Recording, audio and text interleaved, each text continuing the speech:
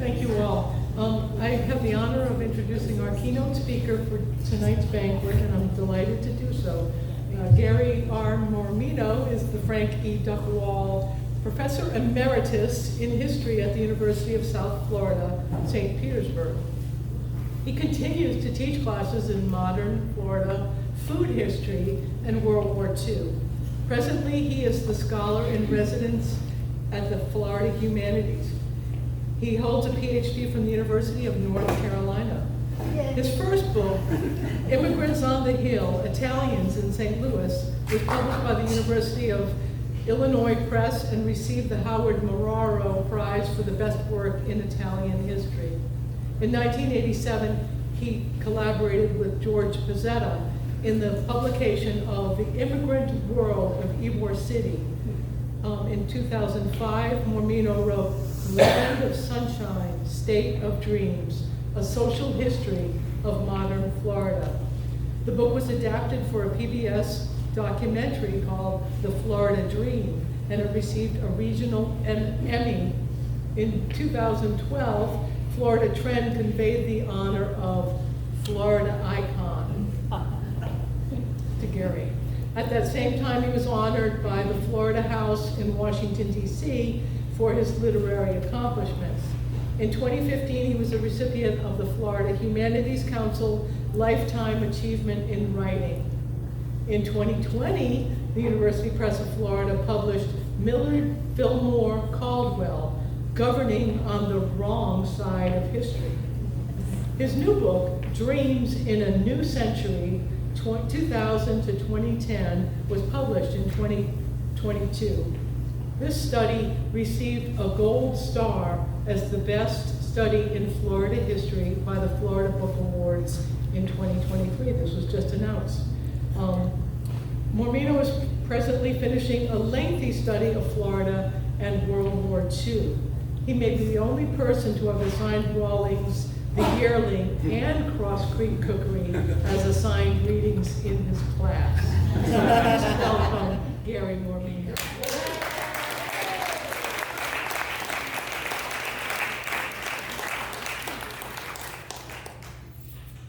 Thank you. Was there someone from St. Louis here?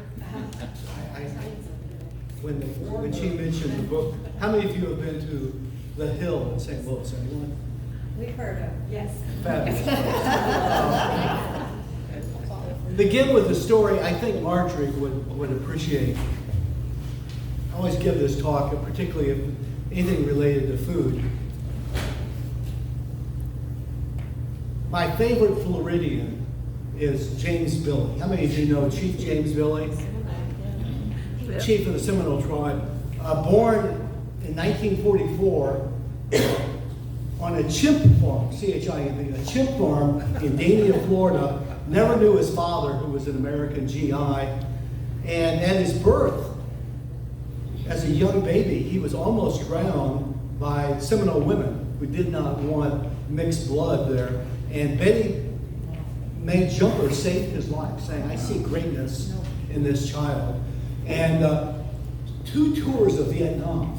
And when he returned, to his astonishment, he's elected chair of the Seminole tribe at a very young age. And lacking the confidence to leading the Seminoles, who were the poorest group in Florida in the 1970s, he consulted a medicine man and said, what must I do to win the confidence of my people? He said, you must first go out and capture, kill, and eat a Florida panther, which he proceeded to do, was promptly arrested for killing an endangered species. He pleaded at the trial of the century in Clewiston that it was a religious purification ceremony on sovereign soil, and he was acquitted. And he comes out of the courthouse, there's 200 journalists gathered around the steps. And what was the first question they asked? What does panther taste like? He said, it tasted like a cross between bald eagle and manatee. Thank you, you've been a great audience. I'm going to be playing at the Tech Talk Club this week. Please come by. Listening to David on the tour, I don't know if anyone's ever point out the fascinating parallels between St. Augustine and Tampa and St. Petersburg. So on November 20th, 1963, who was meeting with President John Kennedy in Tampa? Michael Gannon, Monsignor Michael Gannon, trying to get the federal government to support the 250th anniversary or something like that. And as he was leaving, President Kennedy said to Gannon, "Let's keep in touch." And later he asked the liaison who was there, and the president said when Michael left, "That's a smart priest."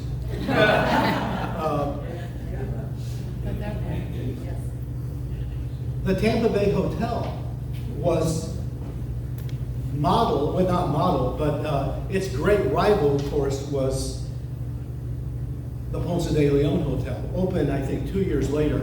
And when Henry Plant invited Henry Flagler to the opening and sent a famous telegram that said, "Please come to the opening," and Flagler wired back, "Where's Tampa?"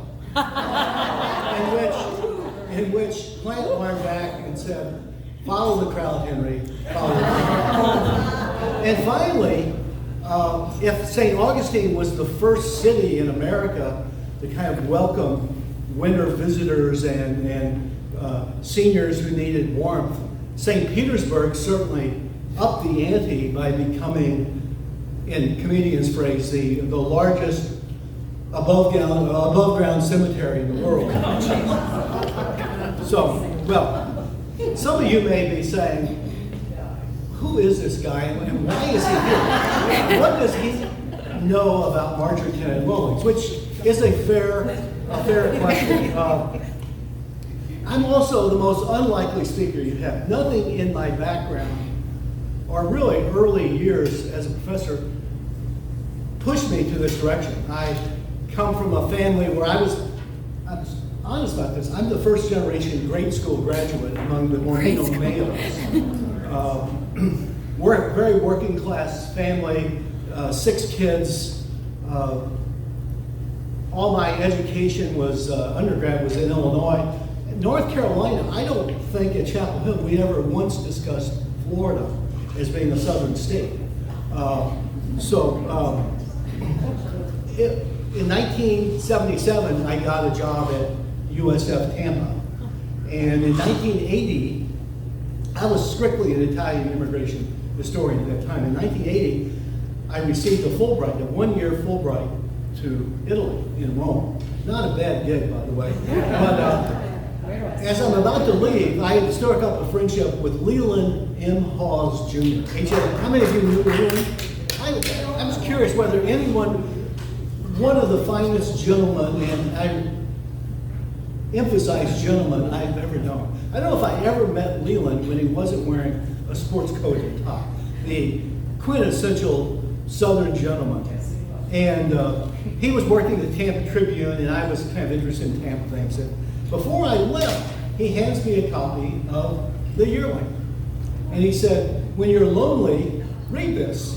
And I stuck it in my bag, and after 3 or 4 months, my wife and kids had to return to Tampa, and I became very lonely. And I had a tradition, what I would do, not a bad gig, by the way. On Sundays, I would go, I was living with my Sicilian relatives who lived in a slum outside Rome. I mean, it was legitimate slum. They were terribly poor, but it was fascinating at the same time. And to get away from the pandemonium, on Sundays, I'd take the bus into Rome. I'd go to Via Veneto, one of the most fashionable streets in the world, and I would have cafe at a fashionable eatery there.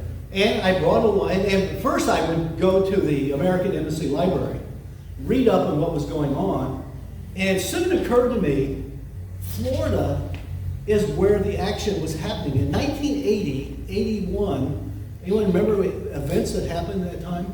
The Mariolitos came. You had the Miami race riot. You had the English-only amendment. And every single day, Florida was growing by about 500 people a day. And I'm thinking, why am I in Italy when the most interesting place is really Florida? And I made a secret pledge. When I return to Florida, I'm going to try to write a book about Italian immigrants, get tenure, which was so-so, and I'm going to become a Florida historian. I knew nothing about Florida, but I'm going to totally do it, and that's what I did. And I would start reading the Yearling, and I would start crying at the cafe. I mean, it was just the most touching book I've ever read, and it had a profound influence on me. Questions? No, okay.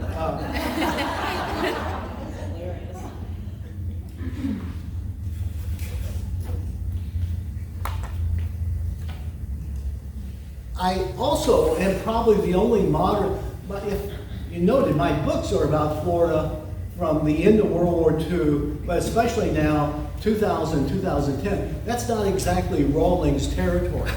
But I think Flo noticed that I probably quote Rawlings more than any other modern historian. There's a Marjorie quote for almost everything. In fact, that would be a very good book.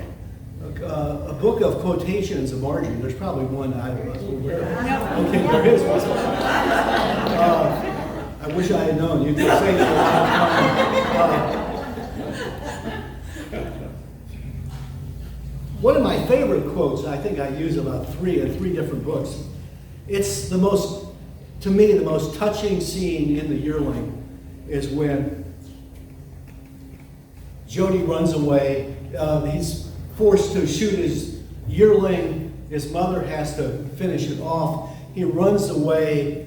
The mother and father are insane, knowing what's going to happen to him. And the mother is actually off, I think, with the foresters trying to find him. And he comes home, and I think it's, hi, Paul.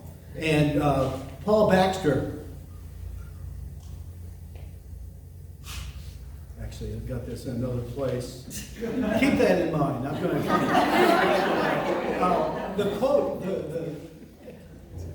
the other quote, I love, I'm also fascinated with old age in Florida, which, looking at the audience, is a good topic, but how growing old has changed in Florida and senior life. And there's this wonderful scene in the Yearling. The men have just killed Slewfoot. It's the Great Flood, and the foresters and Paul Baxter are celebrating. And Paul Baxter says, "Flood or no flood, this is fine. I want you fellas to promise me one thing. When I'm an old man, set me on a stump and leave me listen to the hunt." And it's just, is there a better reference to old age than that? She's also really a master of the lost art of storytelling. Or as Penny Baxter explained it, you can tame a bear, you can tame a wildcat, and you can tame a panther. You can tame anything, son, excusing the human tongue. In my most recent book, the study of Florida, the first decade of the 20th century, insaneness, really, in so many ways. Begins with the giddiness of Y2K, the crazy election of 2000, the vote count, the recount, 9/11, Elian Gonzalez, the Terry Schiavo affair, 4 hurricanes of 2004, the elections going on, and it ends with the Great Recession. I mean, it's really an extraordinary decade of tense events. One of the things that's missing during that decade is tenderness. And one of the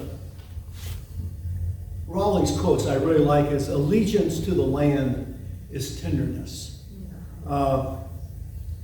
And you consider Florida with mansions, interstate highways, sprawl. There's even new terms that never existed before, exurb, etc. Rawlings seems even more relevant to our lives. And it's interesting, in some ways, she is kind of a leader of an environmental movement that came later. And they're disciples. And one of my favorite people of all time was a woman, I'm sure only my wife knows, Julia Winifred Mosley. If she could have only met Rawlings. She wasn't much younger than Rawlings. I think she was born in 1920, because she lived to be 101, died in 2021. Never married, was a graduate of Agnes Scott, and she had 40 acres of land in Brandon, Florida. Her grandparents had come to Tampa in 1884. Her grandfather was a executive with the Elgin Watch Company. They came from Elgin, Illinois. In 1884, Elgin, Illinois had 10,000 people. No city in Florida had 10,000 people. And this was like the 8th largest city in Illinois. And the Elgin Watch Company had purchased several thousand acres of land in Hillsborough, rural Hillsborough County, to kind of a retreat for rheumatic Yankees. And her grandmother began writing letters to a friend in Elgin, Illinois. By the way, like Maddie in True Grit, Julia never married. Didn't have time for it, she said.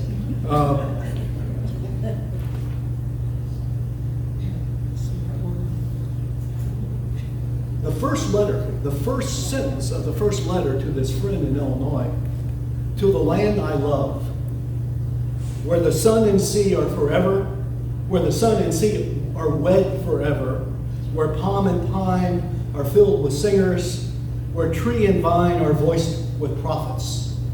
And so I first met Julia when she was in her late 80s, and I said, oh my God, this is an embodiment of Marjorie Kinnan Rawlings. And I would bring students there, and she would take the students on that 40 acres. There were something like 6 eco zones that she would point out, this is a magnolia hammock, and then she'd give the students shovels. Let's start digging, etc. And in 1997, she calls me and said, I've edited all of my grandmother's letters. I'd like to publish these with the University Press of Florida. So we got it together, and they sent it to the press, and Michael Gannon is asked to read the manuscript. What's fascinating about this is full professors don't do these kinds of things anymore. You read a manuscript,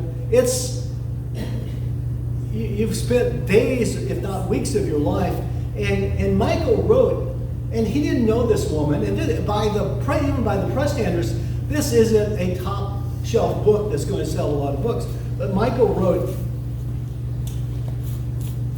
I confess to a growing surprise, page by page, at the stunning Florida legacy left in these letters by Julia from Illinois. He concluded, so come reader, into that distant world where a prototypical Marjorie Kinnan Rawlings reminds us yet again and again how much we Floridians have sadly lost reverence for the land. By the way, the book is published. It becomes not a hit, but it becomes a really good book. But what an interesting connection that Michael probably saved that manuscript. I think if many academics would have said, we don't need another book of letters from people writing to a single person in Illinois. For decades, she resisted selling the land. She was offered $3 million for that tract of land, and when she died at age 101, she deeded it to Hillsborough County to be used as an environmental center. I should add, the last time Lynn and I visited, I got a call from a student who was a neighbor, and he calls and says, Julia wants to see you. She wants to say goodbye. That's never good. So Lynn and I go there, and the first thing we see are do not resuscitate signs all over the ground. Julia wants to go out in her way, her style. And when we're leaving, I hope I can get through this. Julia taught piano for 60 years and knew Lynn plays the piano and sings. And she said, sit down. And she has, Julie is playing with her left hand, Lynn's playing with the other hand.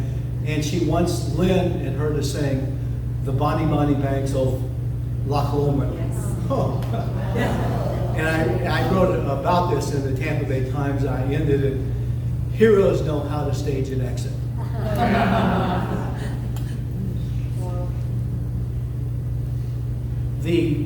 Getting back to Rawlings, the quote, my favorite quote, if you remember the scene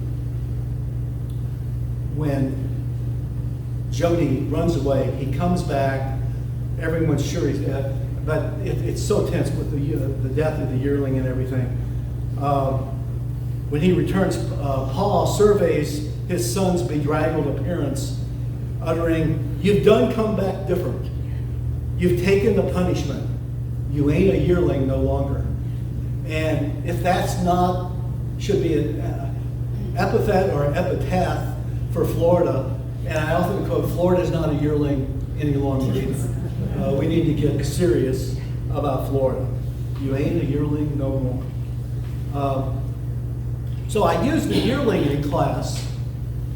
Students, I should add, have difficulty with the dialect, but I think generally like it. The book they really love is Cross Creek Cookery. So I've been teaching for about 15 years a class called Food in History. And it's basically everything we debate, we love, we hate, can be taken to reference to food. Politics of food, is there anything more political today than food? Ethnicity, immigration, race, class, food is everything. So one of the exercises is to do a food identity. You know, does food define you, or are you merely, sixth generation American and you're a McDonald's girl? I don't know. But my favorite recipe in the book, to me, this is a mastery of the simple declarative sentence. You don't need to write a complicated, you know the sentence, right? You don't need to write a complicated sentence. So it's the recipe for Menorcan gopher stew. I should ask you, how many of you have eaten Menorcan gopher stew? Oh, you really, the police, there's some people when you see you outside from the National Guard. I'm impressed. So, and everyone knows what a Menorcan is. And you know how it came about during World War II. The Army and U.S. Council on Books in wartime distributed hundreds of thousands of books, paperbacks to soldiers, sometimes abridged, including Cross Creek. And there's a famous chapter in Cross Creek on cooking. And she's just besieged with people wanting recipes, so that inspired the book. So the sentence is, the recipe, wash the decapitated gopher. Tell me that's not the best sentence you've ever, simple declarative sentence. Wash the decapitated gopher. Cut the shell away from the meat. Scald the feet until the skin and claws can be removed. Very important. Two-word sentence. Discard entrails. Cut meat in 2-inch pieces. I mean, Scott, would you have loved to have been there? How would you? 5 minutes left. Oh my God! Wait, I've got Big finish. at least 35. You're good, having fun. How many of you have heard the phrase "the three Marjories"? Okay. I was with a group of Florida study students at Chinsegut Hill. How many of you have been to Chinsegut Hill? One of the most beautiful places on earth. Second highest point in Florida, in Hernando County of all places. Kind of a mesa on top of it. The students were thinking of, we were talking about the three Marjories, and one of them said, I've got the name of the best Florida rock group. Big Sugar and the Three Marjories. Tell me that doesn't work as a rock group. A very hard rock group. So, one of my worst experiences and most controversial experiences involves a book. How many of you have read T.D. Allman's The True History of Florida, Finding Florida, The True History of the Sunshine State? Not so true. I'm a very kind reviewer. My philosophy is someone's gone to a lot of work and I don't like the book. There's no reason to be mean-spirited about this. This book I really dislike in part is he hates Marjorie Kennedy Rawlings. Now, but anyway, he begins. And he's wrong. He said it begins, quote, "It was while observing the laborers she hired to work her 74-acre plantation that Rawlings got the idea of writing The Yearling, which proved to be her only literary triumph." You know, it's hard to make 3 errors in one sentence. Seriously, you have to go out of your way to have 3 errors in a single sentence. He continues, "Today, Rawlings is to American literature what the objects on display at the Believe It or Not Castle are to Florida history. An oddity, a curiosity, an irrelevancy that nonetheless reveals a lot if you take the trouble to look."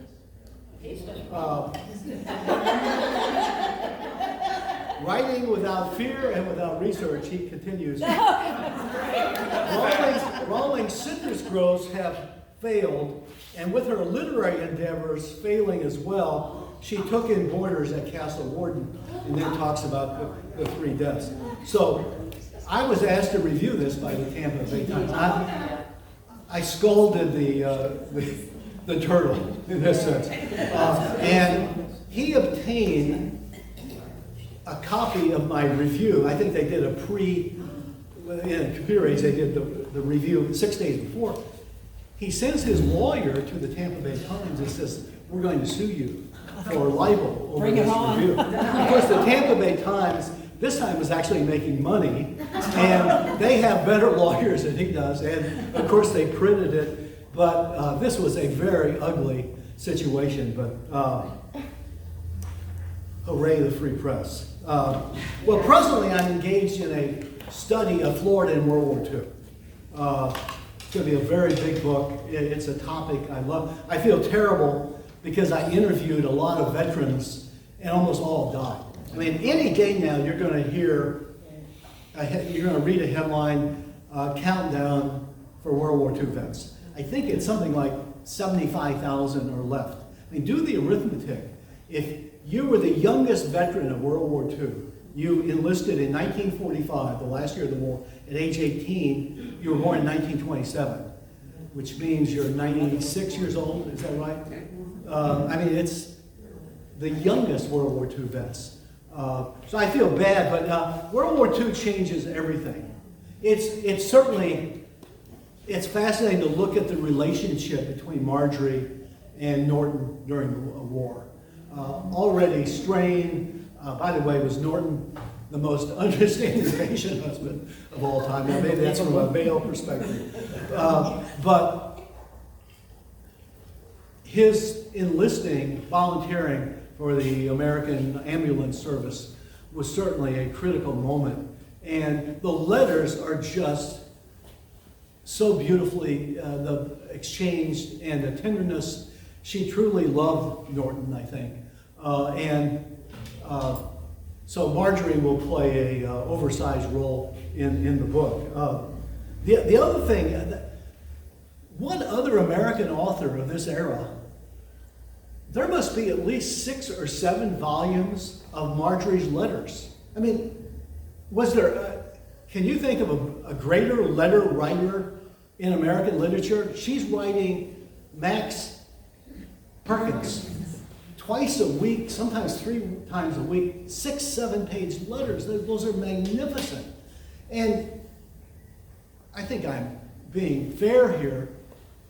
she wasn't at that time in the class of Thomas Wolfe, F. Scott Fitzgerald, or Hemingway. But what an amazing relationship between editor and author, the letters of Mark, and particularly during the war years there. Any questions? I think we have just a few minutes left, but I'd be happy to entertain any questions about Ybor City, about... Well, I have a question for you. So in my tour now, that decade, 2000, 2010, that I just chronicled, is a rough decade. I mean, Florida was tested. And particularly, it's punctuated the very end. 2010 is also the Gulf oil disaster. What's the name of it? BP? Yes, the BP, that's not the BP, but what's the name of the Deepwater Horizon oil spill? So one of the questions I've been asking audiences, there's no right answer. Don't think I'm asking you to agree with me, and I'm not even sure you know how I'm going to vote on this. But one of the things that strikes me, the decade begins in 2000. There was a giddiness about December 31st, 1999, Y2K, were all the ATM machines going to spew out money, prison gates were going to unlock, there was going to be mass chaos, but somehow we survived. But what's interesting, 2000 was also the second of 3 consecutive years of federal balanced budgets. Think about that. Will your grandchildren ever see a federal balanced budget again? I'm not sure we ever will. And there was a poll among Floridians in 2000.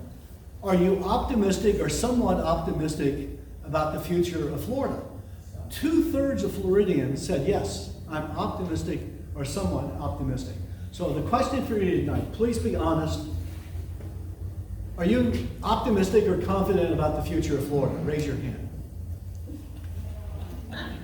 1, 2. Am I missing anyone? 3 people. Interestingly, all males. I mean, what is that for? Okay. You could say, you can be clear about the future that we're going to be halfway underwater. I mean, you could make it that way. No, I think you're right. The environment is fueling this debate. So I mean, nice. and the summers are getting hotter, the winters are getting warmer. In a state where an inch of sea level rise is dramatic, what would 2 to 3 feet be? We just witnessed hurricane at Sanibel. There's no answer to the insurance crisis in Florida given the environment. It's hard to be optimistic. And I'm tempted to say, why are we worried about woke politics? They seem a little nuts given all the problems. But this may be an issue both the left and the right can agree upon, that we need a intelligent conversation to talk about the future of Florida that we're not really having. I hate to leave you in such a down note, but Well, I have a question. final, yes. So, was Naki Parker still at USF Yes, when you started? Naki Parker, these people don't exist in higher ed anymore. I think, at best, I think he had a master's degree. He was a former jazz musician and taught classes about jazz and music. And he also was legendary. He would tell students, not a good idea, by the way, if you come to my office, bring your friends Jim Beam or Jack Daniels. And, but to say he was lovable is an understatement. Oh, he taught silent film and played the piano. Yeah, That's all they did. he showed it. He also had a class on silent film, and he played the piano. For credit, we got And credit so for it. These people don't exist anymore. I mean, higher ed's gotten much stuffier. But if not, thank you. Yes, question. When you returned to America, did you talk to Leland about Oh, yes, yes, I did, and he was pleased, and he loved this organization. He really did. I still have his copy, signed. It was signed by Rawlings, by the way. I still have hardback, obviously. The best Leland Hall story. Actually, this relates to you. I may have mentioned this in the. So, it was a class in social history, and the last book we read was Last Train to Memphis by Peter Geraldic, a history of kind of early Elvis. And we met at our house. I cooked the meal, and Leland came along because you'll understand. And we start, and people were wondering, what is this really straight-looking guy doing in class? Wearing a sport coat and that. And we're talking about Elvis, and we start talking about his first trip to Florida was arranged by Colonel Tom Parker in Tampa, who was also the dog catcher of Tampa. And the dog cemetery. And yeah, dog cemetery. He had a lot of angles. And so we're talking about that, and I said, I think there's someone here tonight who can speak to this. And Leland, for the first time, and I think he was a member of the Kiwanis Club or one of those service clubs. And the colonel came to them and said, if you'll help sell tickets to this concert. By the way, Elvis was, I think, number 5 on the list. Whitey Ford, the Duke of Paducah, was like number 2. Marty Robbins, all there. And Leland's job that night, or that day, at the Fort Hesterly Armory in Tampa, which, by the way, opened December the 7th, 1941. What famous St. Augustine attraction opened that day? Castle Warden. But Leland's job was to guard Elvis's Cadillac from women wanting to kiss it, leave their lipstick on the expensive linoleum. Any final thoughts or questions? It's been an honor. Thank you for inviting me.